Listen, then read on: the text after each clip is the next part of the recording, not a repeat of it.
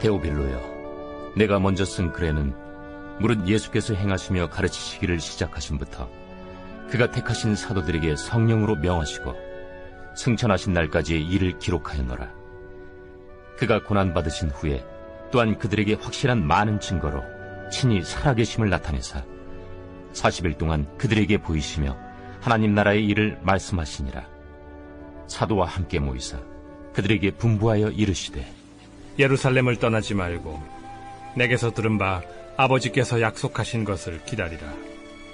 요한은 물로 세례를 베풀었으나 너희는 몇 날이 못 되어 성령으로 세례를 받으리라.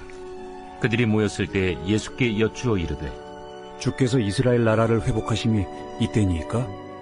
때와 시기는 아버지께서 자기의 권한에 두셨으니 너희가 알 바 아니요, 오직 성령이 너희에게 임하시면 너희가 권능을 받고 예루살렘과 온 유대와 사마리아와 땅끝까지 이르러 내 증인이 되리라. 이 말씀을 마치시고 그들이 보는데 올려져 가시니 구름이 그를 가리어 보이지 않게 하더라. 올라가실 때 제자들이 자세히 하늘을 쳐다보고 있는데 흰 옷 입은 두 사람이 그들 곁에 서서, 갈릴리 사람들아, 어찌하여 서서 하늘을 쳐다보느냐? 너희 가운데서 하늘로 올려지시니 예수는 하늘로 가심을 본 그대로 오시리라. 제자들이 감람원이라 하는 산으로부터 예루살렘에 돌아오니 이 산은 예루살렘에서 가까워 안식일에 가기에 알맞은 길이라. 들어가 그들이 유하는 다락방으로 올라가니 베드로, 요한, 야고보, 안드레와 빌립, 도마와 바돌로메, 마테와 및 알페오의 아들 야고보, 셀롯인 시몬, 야고보의 아들 유다가 다 거기 있어 여자들과 예수의 어머니 마리아와 예수의 아우들과 더불어 마음을 같이하여 오로지 기도에 힘쓰더라. 성경을 보면 바울의 동역자 중에서 의사의 직업을 가진 누가라는 사람이 있었는데요. 이 사람이 사역하던 AD 60년에서 63년은 기독교가 굉장히 위험한 시점이었습니다. 그러면 이 당시에 기독교는 왜 위험했는가? 역시나 이때도 세계의 패권을 로마가 쥐고 있었는데요. 이 로마가 다른 나라의 문화나 종교에 대해서 굉장히 관대했습니다. 그래서 식민 통치를 하기는 해도 일본처럼 신사참배를 요구하면서 종교를 바꾸게 한다든지 이름을 바꾸는 창씨개명을 요구한다든지 이런 일을 일절하지 않았어요. 그냥 각자의 나라가 자기 문화와 종교를 유지하면서 살도록 폭넓은 자유를 준 거죠. 그런데 이런 로마가 절대 용납하지 않는 게 하나 있었는데 그게 바로 반역이었습니다. 이 로마가 워낙 많은 나라, 넓은 지역을 통치했기 때문에 질서 유지보다 더 중요하게 생각하는 게 없었어요. 그런데 이런 관점에서 로마가 기독교가 부흥하는 이 현상을 아주 불안해하고 있었던 거예요. 그러면 왜 불안감을 느꼈냐? 이건 당시에 기독교를 언급했던 로마 관리의 글을 보면 알 수 있는데요. 예를 들어서 타키투스의 글을 보면 우리 예수님에 대해서 이런 평가를 내립니다. 예수는 티베리우스 황제 때 유대 총독인 빌라도에 의해서 사형 선고를 받았는데 그의 죄명은 반역이었다, 이거예요. 이게 로마 관리가 작성한 예수님에 대한 공식 기록이에요. 그러니까 로마인들이 바라봤던 예수가 누구냐? 잠시 새를 몰아서 반역을 꾀했으나 실패해서 사형당한 인물이 예수였던 거예요. 그게 로마의 인식이에요. 그런데 이 예수가 죽으면서 그를 추종하던 세력이 사라질 줄 알았거든요. 그런데 진짜 이상한 게 뭐냐면 기독교의 창시자가 죽었는데 이게 계속 부흥되는 거예요. 근데 문제는 뭐냐면 로마인들 눈에는 이 무리가 반역의 잔당들로 보였다라는 거예요. 그래서 사실 로마 정부는 기독교의 부흥을 보면서 굉장히 불안했던 겁니다. 저것들이 새가 불어나면서 로마에 반기를 들지 않을까? 이런 불안함이 있었던 거죠. 그러자 누가는 이 교회와 기독교에 대한 오해를 설명하기 위해서 데오빌로라는 이 로마 관리에게 기독교의 예수님은 누구이며 그분이 이루고자 했던 사역의 목적이 무엇이며 그 시대를 살았던 기독교인들의 비전이 뭔지 그걸 설명하는 두 권의 책을 저술해요. 그런데 그 책이 바로 누가복음과 사도행전이에요. 그러니까 원래 누가복음과 사도행전은 한 권의 책이 1, 2권으로 나뉜 겁니다. 그런데 이 누가가 저술한 두 책의 특징이 뭐냐면 예수님과 사도들의 일생을 방향성이라는 관점에서 저수를 했다는 거예요. 말하자면 이런 거죠.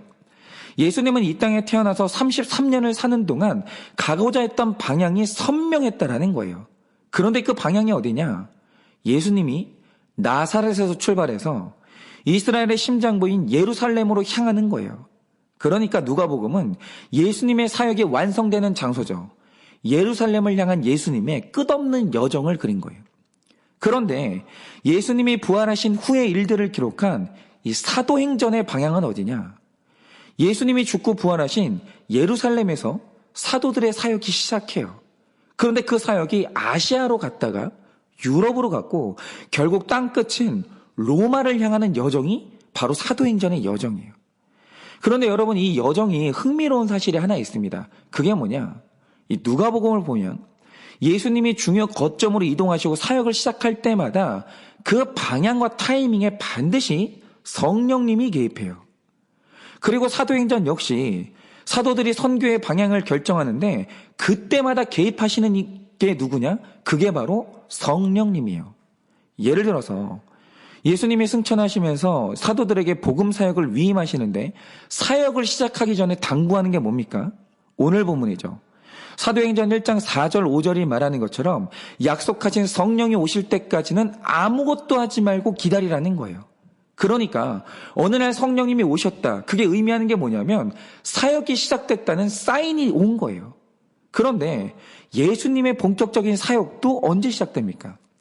누가복음 3장 22절에 기록된 대로 비둘기 같은 성령님이 강림하시면서 그분의 사역이 시작되는 거예요. 그러니까 사역의 모든 시작은 성령님으로부터 시작되는 거예요.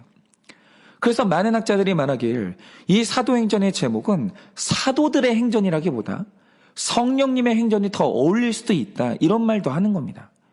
그래서 결국 신약시대를 사는 우리도 사명 때문에 이 땅에 와서 사명 마치는 날 이 땅을 떠나는 인생들인데, 우리도 각자에게 맡겨진 사명의 방향으로 가기 위해서는 반드시 약속하신 성령을 받아야 돼요. 성령 받지 못한 사람은 사역 절대 못합니다.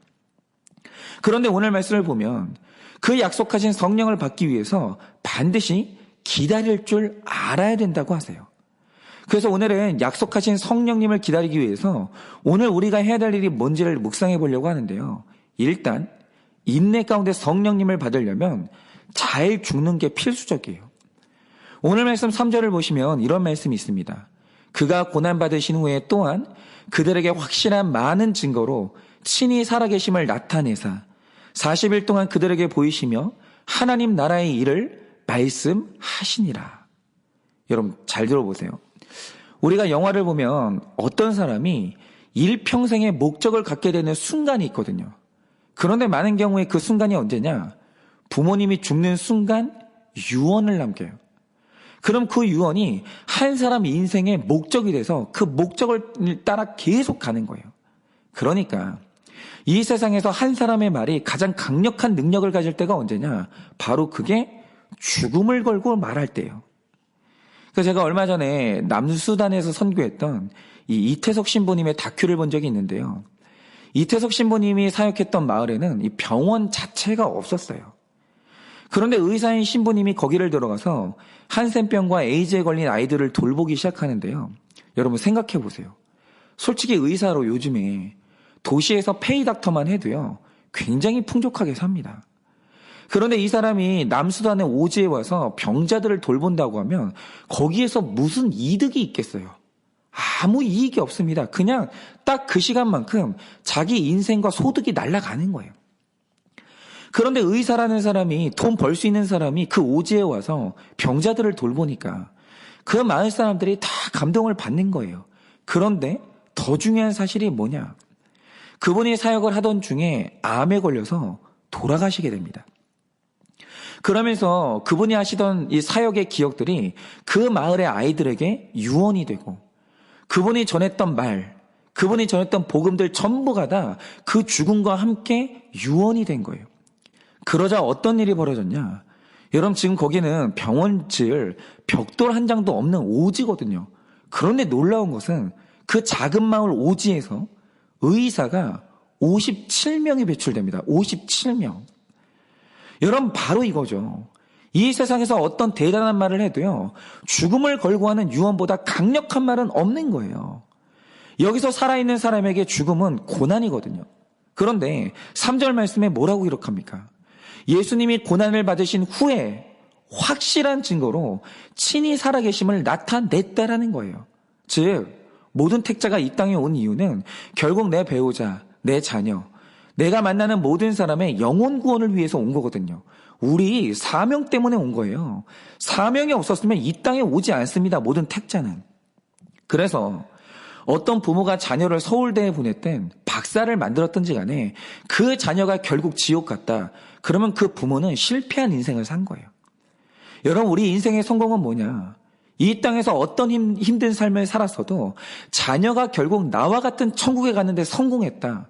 그러면 그 인생은 성공을 한 거예요.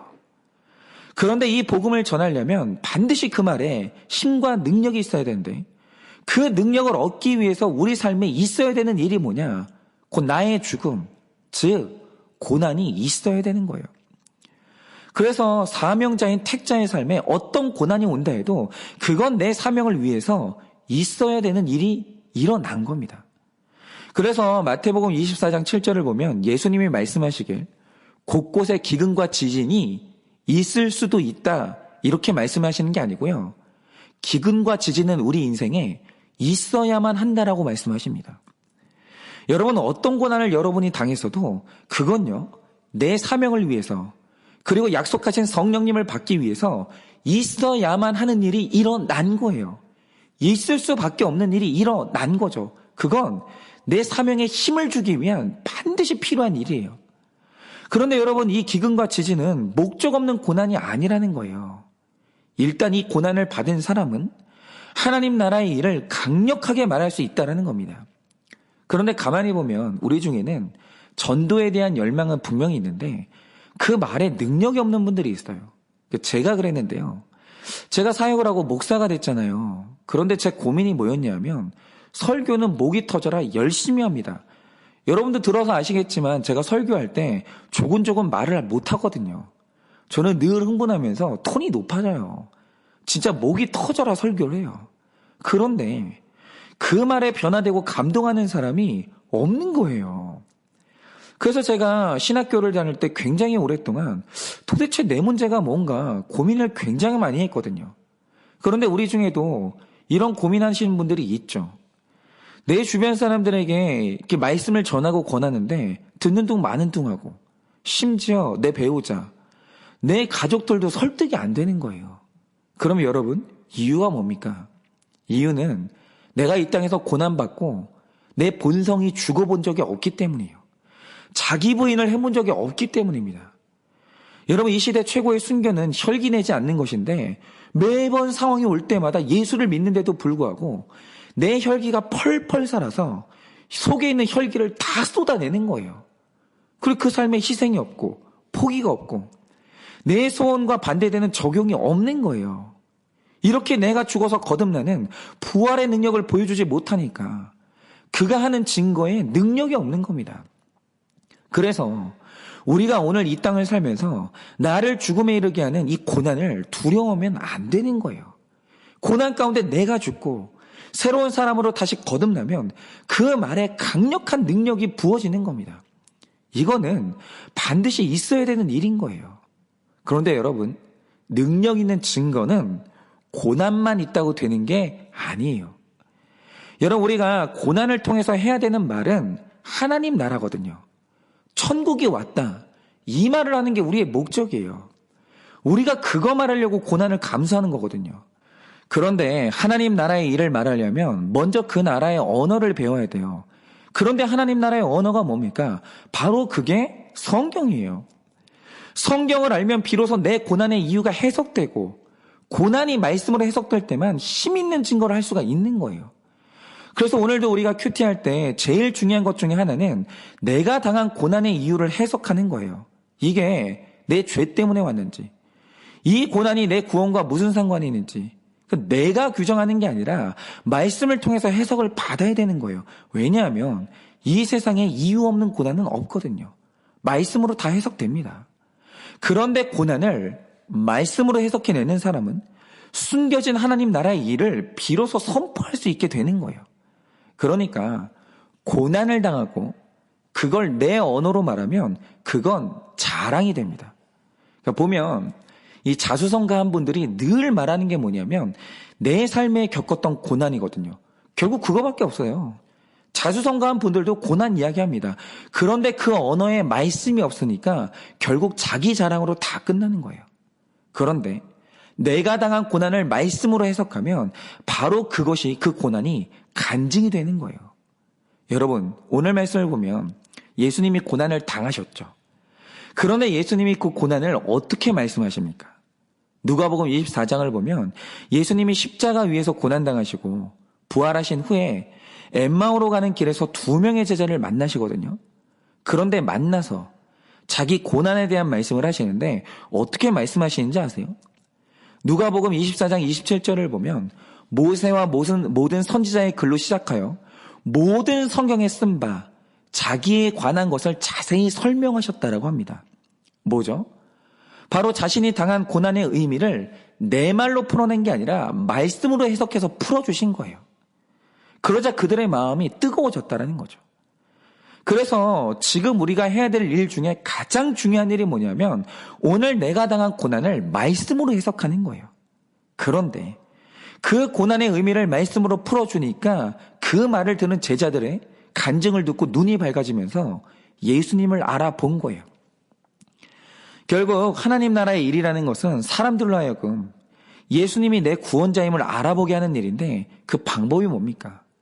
내 의와 자랑이 펄펄 살아서 내 무용담을 자랑하는 게 아니라 내가 당한 고난을 말씀으로 해석해주고 풀어주는 거예요. 간증하는 거죠. 그러면 그걸 들은 사람들마다 눈이 밝아지면서 예수가 하나님인 것을 알아보게 되는 거예요. 그래서 고난만 당하고 말씀이 없는 사람은 고난이 나를 자랑하는 훈장이 되고 말씀은 있는데 고난이 없는 사람은 율법주의자가 될 가능성이 있는 겁니다. 그런데 말씀과 고난이 만나는 사람은 강력한 증인으로 거듭나는 거예요. 이렇게 우리 모두가 나의 죽음 같은 고난이 말씀으로 해석돼서 강력한 증인으로 사역하시기를 오늘 아침에도 바라봅니다. 그리고 두 번째로 이 약속하신 성령님을 받기 위해서는 예루살렘을 떠나지 말라고 하시는데요. 4절에 이렇게 기록하고 있습니다. 사도와 함께 모이사 그들에게 분부하여 이르시되 예루살렘을 떠나지 말고 내게서 들은 바 아버지께서 약속하신 것을 기다리라. 이렇게 말씀하시죠. 여러분 오늘 이렇게 약속하신 성령을 받으려면 예루살렘을 떠나지 말라고 하시는데요. 문제는 제자들이 예루살렘에 머무는 게 쉬운 일이겠습니까? 절대로 그렇지 않아요. 왜입니까? 이 예루살렘은 제자들에게 추억이 있는 곳이 아니라 트라우마와 수치가 있는 곳이거든요. 여러분 제자들 입장에서 예루살렘을 생각해 보세요. 여러분 이 예루살렘은요. 자기 스승님이 고난받고 사형당한 장소예요. 그리고 사도행전의 주인공 중 한 명이죠. 베드로에게 이 예루살렘은요. 내가 자기 스승을 배신했던 내 죄와 수치의 장소예요. 그러니 제자들에게 예루살렘은 머물고 싶은 장소가 아니라 있고 싶은 장소, 떠나고 싶은 장소인 거예요. 그런데 오늘 예수님이 하시는 말씀이 뭡니까? 네가 성령 받으려면 떠나고 싶은 그 예루살렘을 떠나지 말고 거기서 기다리라는 거예요. 여러분, 오늘 여러분에게 정말 고통스러운 장소가 어디입니까? 여러분의 배우자와 자녀가 있는 가정입니까? 혹은 학생들은 학교가 떠나고 싶은 예루살렘 아닙니까? 그리고 내가 지었던 죄의 기억들을 이제 다 잊고 살고 싶은 분들이 있지 않습니까? 그러나 중요한 것은 성령이 임하여 그곳이 해석되지 않는 한 절대로 떠나면 안 된다는 거예요. 왜죠? 함부로 거기를 떠나면 부활하신 예수님을 만날 수도 없고 나의 부활도 경험할 수가 없거든요. 여러분 지금 내가 떠나지 말고 머무르고 버텨야 될 곳은 어디입니까? 그런데 오늘 예수님이요. 그 힘든 장소에서 기다리라고 하시면서 그냥 기다리라고 하시는 게 아니에요. 네가 힘든 곳에서 잘 기다리고 있으면 반드시 받을 성령이 있다고 소망의 약속을 주시는 겁니다. 잘 기다리면 회복과 해석이 있다라는 거예요. 그래서 저도 이제 생각을 해봤는데 저도 지금 제가 포기하지 않고 굉장히 오래 기다리고 있는 예루살렘이 있거든요. 제가 과거에 한 번은 훈련을 하다가 한 지체의 죄 고백을 들었습니다. 그런데 이 죄가요, 그냥 회개 없이 덮을 수 있는 죄가 아니었어요. 죄를 고백해야만 하고 용서를 받아야 되는 죄를 지은 거예요. 그러니까 이 지체가 구원받고 살아나려면 반드시 죄 고백을 하고 십자가에 달려야 되는데, 문제는 이 죄 고백이요, 아무 때나 하는 게 아니에요. 여러분, 죄를 고백해야 되는 본인도 본인이지만 주변에 여러 가지가 준비가 되어야만 이 죄를 오픈할 수가 있는 건데, 제가 지금 그 죄 고백의 때를 위해서 얼마나 기다리고 있는지 아십니까? 거의 1년 가까이를 기다리고 있습니다. 계속 기도하면서 때를 보고 있는 거예요. 근데 그 1년의 시간이요, 굉장히 길어요. 저는 성격이 급한 사람이기 때문에 뭔가 이렇게 오래 기다려본 적이 없거든요. 그런데 지금 기다리고 있는 거예요. 그래서 때로는 그냥 이거 그냥 덮고 넘어갈까, 없는 일로 칠까, 이렇게 포기하고 싶은 때도 있었어요. 그런데 제가 이 문제를 놓고 말씀을 볼 때마다 성령님이 저에게 주시는 소망이 뭐냐면, 지난주 설교에서 말씀드린 것처럼 우리가 개만도 못한 나의 수치를 고백하고 주님이 은혜 주실 때까지 그 상 밑에서 기다리고 있을 때 예수님께서 흉악한 귀신 들린 여인의 딸을 마침내 고쳐주셨다라는 거예요. 여러분, 수치당하고 기다린다는 것은 이런 소망이 있는 거예요. 이런 말씀을 보면요, 진정한 회개와 기다림에는 이런 치유의 능력이 있다는 걸 분명히 말합니다. 그러니까 제가 그 지체를 사랑한다면 죄 고백의 때가 올 때까지 포기하지 않고 기다려야만 하는 거예요.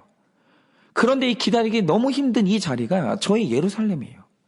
그래서 그 고백의 날이 언제가 될지 모르지만 저는 때가 될 때까지 계속 머물면서 기도하고 기다리고 있는 거예요. 여러분, 오늘 여러분에게는 버리고 싶고 떠나고 싶고 잊고 싶은 그 예루살렘이 어디입니까? 그런데 오늘 예수님이 말씀하시기를, 버리고 싶은 내 배우자, 버리고 싶은 나의 가정, 내 학교, 내 회사, 내 교회, 그리고 회개 없이 그냥 잊고 싶은 내 죄에서 절대 떠나지 말고 기다리라고 하십니다. 그러면 그 고난의 자리에 말씀이 임하고 약속하신 성령을 부어주신다라고, 반드시 하나님께서 이루어 주실 회복이 있다라고 그렇게 약속을 하십니다. 그러니 바라기는 오늘도 잘 죽어지시고 내가 잊기 힘든 그 예루살렘에 잘 붙어 계셔서 약속하신 성령님을 받는 여러분 되시기를 예수님의 이름으로 축원을 드립니다.